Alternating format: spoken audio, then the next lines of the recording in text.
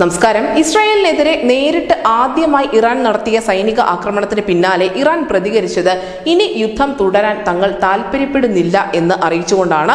സംഭവത്തിൽ സൈനികമായി തിരിച്ചടിക്കരുത് എന്ന് ഇസ്രായേലിനും സഖ്യകക്ഷികൾക്കുമുള്ള ഒരു സന്ദേശം കൂടി ഇതിനുള്ളിൽ ഒളിഞ്ഞിരിപ്പുണ്ട്. അതേസമയം ഇസ്രായേലിന്റെ തിരിച്ചടി എങ്ങനെയാകുമെന്ന കാര്യം ഇനിയും വ്യക്തമായിട്ടില്ല. അവരതിനെക്കുറിച്ച് യാതൊരു പ്രതികരണവും ഇതിനുള്ളിൽ നടത്തിയിട്ടുമില്ല. നിലവിൽ ഗൾഫ് രാജ്യങ്ങൾ ഈ മേഖലയിൽ സംഘർഷം ഇനിയും തുടരാൻ ആഗ്രഹിക്കുന്നില്ല എന്നുള്ളൊരു വസ്തുത മറുവശത്തുണ്ട് താനും. എന്തായാലും ഇക്കാര്യം ഇസ്രായേലിനെയും അമേരിക്കയും ഒക്കെ അറിയിച്ചു കഴിഞ്ഞിട്ടുണ്ട് ഇറാൻ. ഇസ്രായേൽ പ്രത്യാക്രമണം നടത്തിയാൽ യുദ്ധം കനത്തതാകുമെന്ന് ഇറാന്റെ പ്രസിഡന്റ് ഇബ്രാഹിം റയീസി ഇതിനിടയിൽ അറിയിക്കുന്നുമുണ്ട്. അതേസമയം ഇറാനെതിരെ ഇസ്രായേൽ വ്യോമ ആക്രമണത്തിന് മുതിരുമോ ഇല്ലയോ എന്നുള്ളതാണ് ഇനി അറിയേണ്ടത്.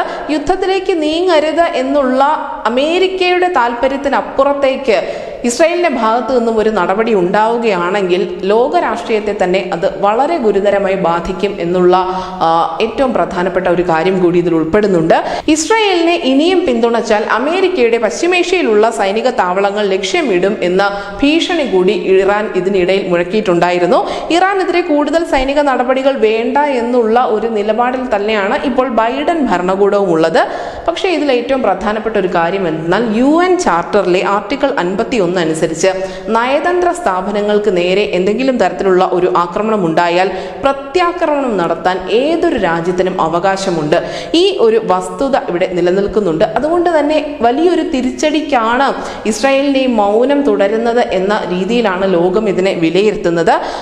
അങ്ങനെ ഒരു വലിയ തിരിച്ചടി ഇസ്രായേലിന്റെ ഭാഗത്തു നിന്ന് ഉണ്ടാവുകയാണെങ്കിൽ അത് നമ്മൾ നേരത്തെ സൂചിപ്പിച്ചതുപോലെ ലോകരാഷ്ട്രങ്ങളെ മുഴുവൻ ബാധിക്കും. ഇതിന്റെ ഏറ്റവും ആദ്യത്തെ ചലനം ഇന്നലെ വിപണിയിൽ കണ്ടു കഴിഞ്ഞു. വിപണിയിൽ ഉണ്ടായ ഇടിവ് ഈ യുദ്ധത്തിന്റെ ഏറ്റവും ആദ്യത്തെ ഒരു ഉദാഹരണമായി നമുക്ക് എടുക്കാനും സാധിക്കും. എന്തായാലും ഇന്ത്യയും G7 രാജ്യങ്ങളും ഉൾപ്പെടെ മേഖലയിൽ സമാധാനം തുടരണം എന്നുള്ള ഒരു അഭ്യർത്ഥനയാണ് ഇസ്രായേലിന് മുന്നിൽ വച്ചിരിക്കുന്നത്. പക്ഷേ ഇസ്രായേലിന് നമ്മൾ നേരത്തെ സൂചിപ്പിച്ചതുപോലെ UN ചാർട്ടറിലെ ആർട്ടിക്കിൾ 51 അനുസരിച്ച് പ്രത്യാക്രമണം നടത്താനുള്ള എല്ലാ അവകാശവും ഉണ്ട്.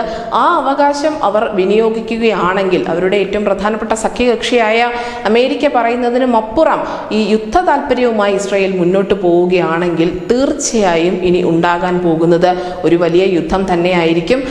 ആ യുദ്ധം ഇപ്പോൾ ഉണ്ടാവില്ല എന്നുള്ളൊരു പ്രതീക്ഷ ലോകത്തിന് മുഴുവൻ ഉണ്ട് എങ്കിൽ പോലും ഇത് വ്യക്തമാക്കി ഇസ്രായേൽ തന്നെ ഇനി രംഗത്ത് വരേണ്ടതുണ്ട്. News desk India Malayalam.